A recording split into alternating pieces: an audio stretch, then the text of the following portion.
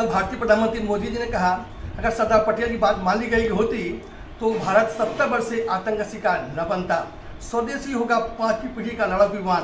परियोजनाओं को रक्षा मंत्री राजनाथ सिंह ने दिखाई हरी झंडी।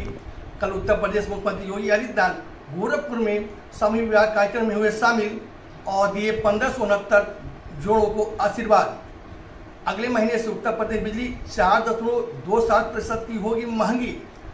ऊर्जा मंत्री AK शर्मा ने कहा, विद्युत विभाग का निजीकरण होना तय। और बात करते हैं खेल का। कल लखनऊ सुपर जायंट ने ऋषभ पंत के द्वारा अच्छे खेल के बावजूद RCB से हारा। अब जानते हैं पूरी खबर विस्तार से।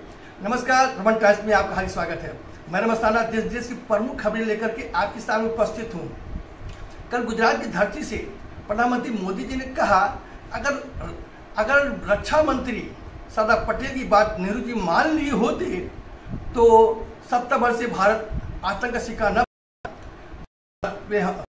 ने किया। रक्षा मंत्री पटेल ने कहा था कि जो युद्ध रुकना नहीं चाहिए तब तक पीओके को कब्जा न कर लें। नेहरू जी ने उस पर मौन धारण करते हुए सैनिकों को बैकफुट बुलाया और भारत की हार हुई। तभी से मुजाहिदीनों कबाड़ियों का हमला जारी रहा। कल मोदी जी ने यह भी कहा कि पाकिस्तान को नाकाब करते हुए कहा कि भारत ने हमेशा पाकिस्तान की मदद की है, लेकिन पाकिस्तान जो है हमेशा भारत के खिलाफ आतंकवादी गतिविधियों में संलिप्त रहा। वो आतंकवादियों को अपनी सैनिक के बी टीम मान लिया है। तो उसके उदाहरण देते हुए कहा, जब ऑपरेशन सिंदूर में भारत ने पाकिस्तान के आतंकवादी ठिकानों पर हमला किया तो आतंकवादियों को शव को कफिन को झंडे से लपेटा गया और सेना ने राजकीय सम्मान दिया। मिलिट्री के आज अधिकारी और नेता भी उनके अंतिम यात्रा में शामिल हुए। ये साबित होता है कि आतंकवादी संगठन वहाँ का बी टीम है। स्वदेशी होगा 5th जनरेशन लड़ाकू विमान। कल रक्षा मंत्री राजनाथ सिंह ने परियोजनाओं को दिखाई हरी झंडी। बताते चले कि ये बहुत ही जरूरी था।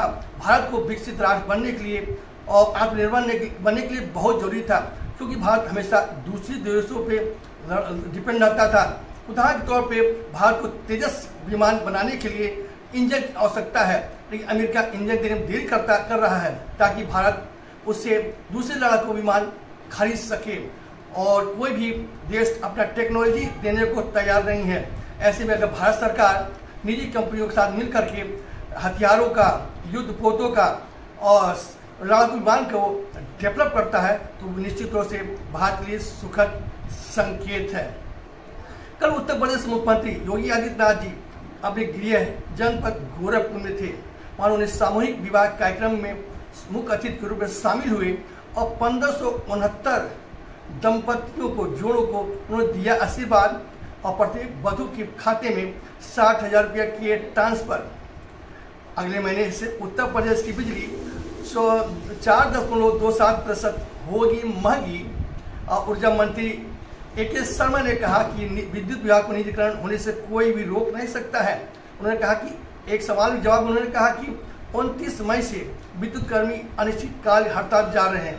इसके लिए मैंने वैकल्पिक व्यवस्था कर लिया है और अगर हड़ताल जारी रहा तो हड़ताली के खिलाफ एक सख्त कार्रवाई होगी। उनका टर्मिनेशन, बर्खास्ती, निलंबन कुछ भी हो सकता है। अब बात करते हैं गोरखपुर में मिलावटी पनीर की बात करते हैं। पनीर गोरखपुर में बिना दूध किए पनीर बनने की फैक्ट्री गोरखपुर के पिपराइच में पकड़ी गई, जहां मोहम्मद खालिद नाम के व्यक्ति प्रतिदिन 1 लाख से 1.5 लाख की आमदनी करता था और बिना दूध के, लगभग ना के बराबर दूध का इस्तेमाल करके केमिकल के बल पे हानिकारक पदार्थों मिला करके वो पनीर बनाता था। ये धंधा उसका रातों रात चलता था। रात में पनीर तैयार की जाती थी, 2.5 किलो का पैक बनाया जाता था और 160 रुपये में बेचा जाता था, जिसकी लागत 125 रुपये आती थी। इसे प्रति किलो 35 रुपया कमाता था और उसकी आमदनी 1 लाख से ज़्यादा पर डे की थी। इस महीने पुलिस ने 3 बार फैक्ट्री पर छापा मारा, लेकिन वो दुस्साहसी मोहम्मद खालिद बार बार अपने फैक्ट्री को संचालित करके गोरखपुर के आसपास क्षेत्रों में कई जिलों में अपने नकली पनीर को बेचता था। कल उसको पुलिस ने गिरफ्तार करके जेल भेज दिया है। कल लखनऊ में आइकाना स्टेडियम में मैच के दौरान लखनऊ की टीम ने आरसीबी के साथ खेला। पहले बल्लेबाजी करते हुए लखनऊ ने ऋषभ पंत के शानदार शतकीय पारी से 227 रन का विशाल स्कोर खड़ा कर दिया था। इसके जवाब में आरसीबी के कप्तान जितेश ने भी शतकीय पारी खेलते हुए 8 गेंद पहले ही मैच को जीत ली। इस तरह अपने अंतिम 4 में जगह बनाने में सफलता प्राप्त की। आज समाचार नहीं समाप्त हुआ, कल फिर मुलाकात होगी, तब तक मुझे याद दीजिए। आपका दिन शुभ हो।